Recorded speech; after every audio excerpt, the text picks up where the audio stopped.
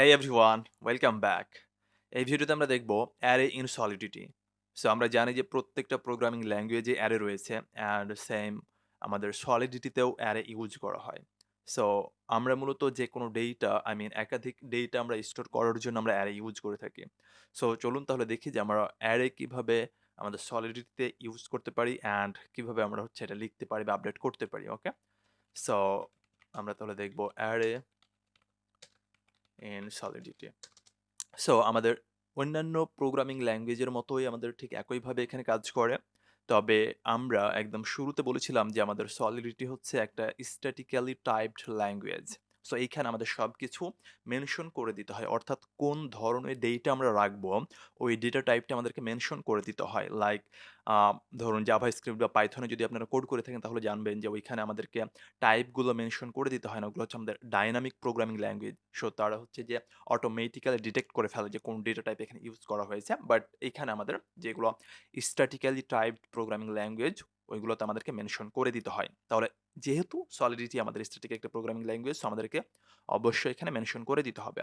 So আমাদের array লিখার জন্য আমাদের যে কাজটা করতে হবে, তাহলে প্রথমে আমরা কোন ধরনের ডেটা আমরা স্টোর করতে যাচ্ছি এটা আমাদেরকে বলতে হবে। তাহলে আমরা লেটস সে ইন্টিজার টাইপের ডেটা আমরা স্টোর করব। সো ইউ এন্ড এরপরে আমাদেরকে অ্যারে লেখার জন্য আমাদেরকে স্কোয়ার ব্র্যাকেট ইউজ করতে হয় বা আমরা বাংলায় যেটাকে থার্ড ব্র্যাকেট বলে থাকি।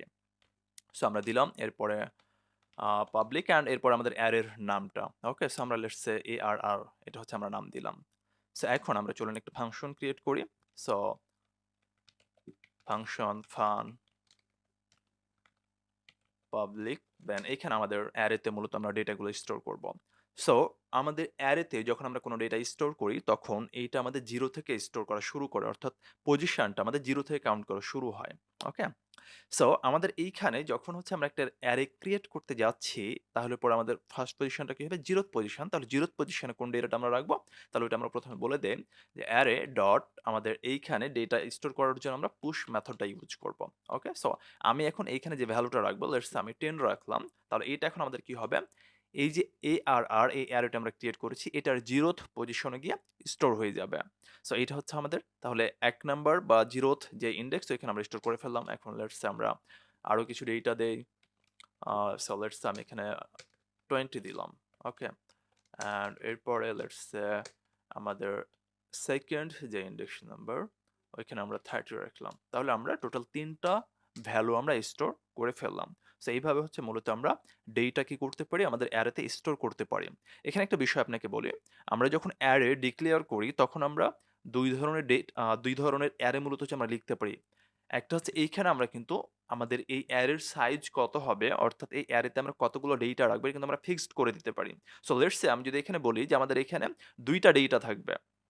তাহলে এখানে শুধুমাত্র আমরা ২ টা ডেটা কিন্তু স্টোর করতে পারবো। দেখুন আমাকে অলরেডি এরর দেখিয়ে দিয়েছে। বিকজ আমরা এখানে অলরেডি ৩ টা ডেটা ইউজ করেছি। ঠিক আছে?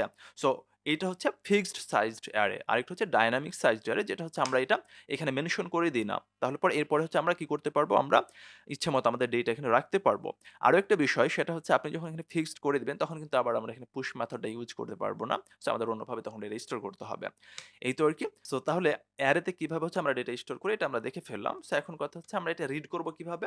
রিড করার জন্য আমাদের যে কাজটা করতে হয়, আমরা simply array square bracket so কোন ইনডেক্সের ডেটাটা আমরা রিড করতে চাচ্ছি সেটা জাস্ট আমাদেরকে এখানে মেনশন করে দিতে হয়। সো লেটস আমি যদি 0th পজিশনের ডেটাটা আমি রিড করতে চাই তাহলে জাস্ট এখানে 0 দিয়ে দিব।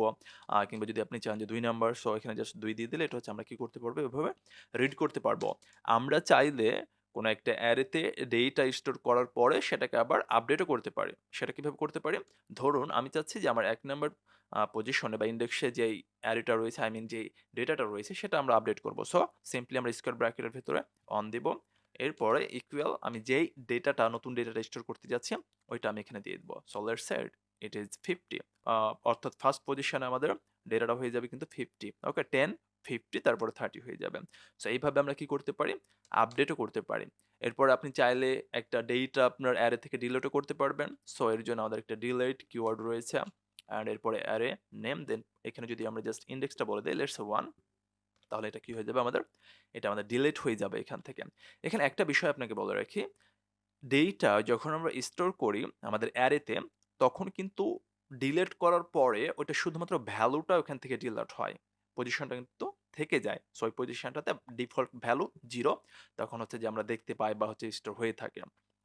সো এই হচ্ছে আমাদের তাহলে ডিলেটও করে ফেললাম। অর্থাৎ আমরা on kind of crude operation করে ফেললাম, তাই না? ক্রিয়েট তারপরে কি রিড তারপরে আপডেট তারপরে ডিলিট আমরা করে ফেললাম। আচ্ছা, এরপরে আমরা যদি টোটাল অ্যারেতে আমাদের যে ডেটাগুলো আছে আমরা একসাথে দেখতে চাই তাহলে কি করব? তাহলে আমরা এর আগের ভিডিওতে দেখেছি যে ফর লুপ ইউজ করে আমরা কি করতে পারি? সবগুলো ডেটা আমরা রিড করতে পারি। তাহলে আমরা এখানে কি করব? Let's integer this equal to 0 এরপরে I is less than তাহলে array ডট লেংথ এরপর হচ্ছে I প্লাস প্লাস অ্যান্ড এরপরে জাস্ট আমরা যদি কি করি অ্যারেতে আমাদের I কে দেই তাহলে আমরা কি করতে পারবো? এখানে এই যে লুপ ইউজ করে আমরা প্রত্যেকটা ডেটা হচ্ছে আমরা রিড করতে পারবো। সো এই হচ্ছে মোটামুটি আমাদের অ্যারে লেখার নিয়ম। এখন বিষয় হচ্ছে যে একটা কথা আপনাদেরকে এখানে বলি। আমাদের এই যে এখন পর্যন্ত আমরা যা দেখলাম এটা হচ্ছে প্রত্যেকটা প্রোগ্রামিং ল্যাঙ্গুয়েজে মোটামুটি এইভাবে হচ্ছে অ্যারে লিখা হয়। এখন সলিডিটিতে কিছু ডিফারেন্স রয়েছে। সো ১ম যে ডিফারেন্সটা সেটা হচ্ছে যে আমাদের সলিডিটিতে আমরা অ্যারে ২ ভাবে হচ্ছে লিখতে পারি বা স্টোর করতে পারি। একটা হচ্ছে স্টোরেজ, আরেকটা হচ্ছে মেমোরি। সো যখন আমরা স্টোরেজ টাইপ বা স্টোরেজ হচ্ছে আমাদের অ্যারোটা হচ্ছে যে আমরা লিখি, তখন আমাদের এইখানে কোডটা এক্সিকিউট করার পরেই কিন্তু অ্যারেটা আমাদের ডেটাবেজে থেকে যায় বা আমাদের হচ্ছে ব্যাকএন্ডে এটা থেকে যায়। বাট যখন আমরা মেমোরি টাইপ অ্যারে যখন আমরা ডিক্লেয়ার করি বা লিখি, তখন কিন্তু আমাদের এই অ্যারেটা এক্সিকিউট করার পর আর অবস্থান করে না। অর্থাৎ এটা তখন ডিসঅ্যাপিয়ার হয়ে যায়। সো সলিডিটিতে তাহলে পরে অবশ্যই আপনাকে খেয়াল রাখতে হবে যে আপনি কোন ধরনের অ্যারে লিখতেছেন বা লিখবেন। তাহলে এখন পর্যন্ত আমরা যে অ্যারেটা লিখেছি এটা মূলত হচ্ছে আমাদের স্টোরেজে লিখেছি আমরা। ঠিক আছে? সো আমরা তাহলে নেক্সট ক্লাসে দেখব যে আমরা মেমোরিতে কিভাবে হচ্ছে আমরা কোনো একটা অ্যারে লিখতে পারি বা ডিক্লেয়ার করতে পারি। ওকে? সো আজকের ভিডিওতে তাহলে এই পর্যন্তই। তাহলে নেক্সট ক্লাসে আমরা দেখব আমাদের সেকেন্ড পার্ট অর্থাৎ মেমোরিতে আমরা কিভাবে অ্যারে লিখতে পারি। So that's all for this video. যদি আপনার কোনো কনফিউশন থাকে বা প্রশ্ন থাকে দেন ফিল ফ্রি কমেন্ট বক্সে অথবা আমাদের নন একাডেমি ফেসবুক যে কমিউনিটি রয়েছে সেখানে আপনি পোস্ট করতে পারেন। সো দেখা হবে তাহলে নেক্সট ভিডিওতে। ততক্ষণ পর্যন্ত ভালো থাকবেন।